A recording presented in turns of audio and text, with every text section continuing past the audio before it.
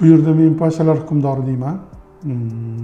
Sababi bu ham o'sha kam sonli akadem nashrda chiqayotgan, akadem nasrda chop etilayotgan mening shaxsiy tanlovim sabab chop etilayotgan kitoblardan bittasi. Pashalar hukmdorini 90-yillarning oxirida o'qiganman o'zim. Juda chuqur ta'sir qilgan. Yaqinda kitob chop bo'lish arafasida kitob haqidagi xotiralarimni bir qur yangilab oldim. Filmni ko'rdim. Kitob asosida suratga olingan va ko'plab tahlillarni ko'rib chiqdim. Shu asnoda ham bu kitob qanchalik jahon adabiyotidan o'qilish kerak bo'lgan 10 ta o'qilish shart bo'lgan asarlar yoki 5 ta o'qilish shart bo'lgan asarlarni orasiga ham bemalol kirishga haqli ekanligini qayta tasdig'ini o'zim uchun topdim. Men uchun pashalar hukmdori, lekin tarjimon va biz uni fikrini ham tanlovini ham hurmat qilamiz. Gulnoz Nabiyeva vorislar pashalar hukmdoridan ko'ra kuchliroq va chuqurroq asar deb e'tirof etgan. O'zi aslida biz mualliflik huquqini pashalar hukmdoriga olmoqchi edik. Lekin o'sha agentlik tomonidan pashalar hukmdori yolg'iz o'zi sotilmasligini, agar biz uni xarid qilmoqchi bo'lsak, yana bitta asarni qo'shib olishimiz kerakligini, shunga majbur ekanligimizni ma'lum qilishgan. Shundan keyin biz boshqa asarlarning ichidan vorislarni tanlab olganmiz.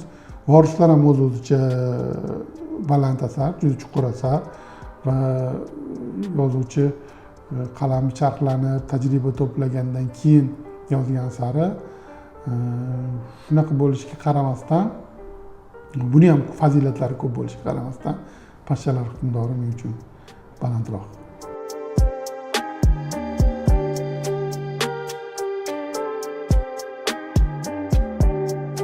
William Goldingning Pashalar hukmdori asari o'qilishi shart bo'lgan short listlarga, qisqa ro'yxatlarga, turli shakllardagi qisqa ro'yxatlarga bot-bot kiritib kelinadi.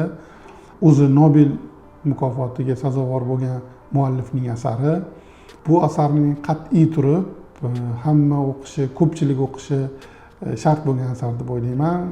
Nima uchun hamma o'qiy olmaydi? O'qishi balki shart emasdir, chunki hamma ham o'ziga o'zi men kimman, nimaga qodirman, o'zi asl tabiatimda nimalar yashirin degan savolni o'ziga o'zi bera olmaydi. Bu kitob xuddi mana shu savollarning ustiga qurilgan deyish ham mumkin. Qaysidir ma'noda ko'pimiz, juda ko'pchiligimiz hayolimizga keltirishimiz mumkin, keltirgan bo'lishimiz mumkin, bosh qotirib ko'rgan bo'lishimiz mumkin quyidagi bir holat haqida. Ya'ni odamzod o'zini tamaddunini bugungi nuqtasiga kelib juda bir rasvo jamiyat qurgan mavjudot hisoblanadi. U g'arb jamiyatlarida bo'lsin, sharq jamiyatlarida bo'lsin, qat'iy nazar hech kim rozi emas, hech kim orzu qilingan tamaddun nuqtasi sifatida ko'rmaydi bugungi tamaddunimizni va shundan kelib chiqib tabiiy savol bo'ladi. Hammasini boshlash imkoniyati qaytadan berilganda biz zo'r qilib, hammasi o'sha ko'ngildagidek qilib, orzudagi hayotga erishgan bo'lardik deb o'ylaymiz. Aslida shunaqami? Aslida biz qodirmizmi tabiatan o'zimiz xohlagan, o'zimiz istagan ideal jamiyatni qurishga qodirmizmi? Bu kitob shu savolga javob topishga yordamchi bo'ladi va odam agar ilohiy qonuniyatlarga bo'ysunmasa, odam Xudodan ayri tushsa, u odamlikdan ham ayro bo'lib qolishi va hayvonga aylanishi, hattoki qo'rqinchli hayvonga, maxluqqa aylanishi, yovuz maxluqqa aylanishi bu kitobda juda aniq va chuqur har taraflama ko'rsatib beriladi. Albattaki ramzlar tilida ko'rsatib beriladi. Qator-qator o'zini ramzlar tizimi bor. Bu shunaqa kitobki, sizni fikrlashga majbur qiladi. Fikrlamasangiz bu kitobdan juda kam narsa olasiz. Qancha ko'p fikrlasangiz, shuncha ko'p ozuqa bera oladi va chegarasi yo'q, qayergadir borib to'xtab qolmaydi. Chunki asarni o'zini o'qib bo'lgandan keyin u haqidagi tadqiqotlar bilan tanishib, men o'zim bunga iqror bo'ldim. Umuman kutilmagan ma'nolar, umuman kutilmagan ramzlar mavjud ekan. Mening o'sha tahlil tafakkur doiramdan chetda qolgan bunaqa deylik syujet liniyalarini, qahramon xarakterlarini, ramzlarni ko'rdim.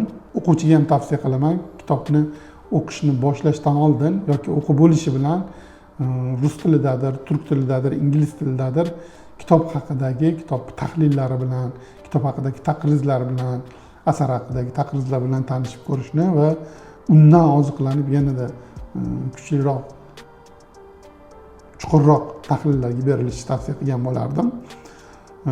Bu kitob ko'pchilik tomonidan antiutopiya deb ham ataladi, lekin aslida antiutopiya ham emas.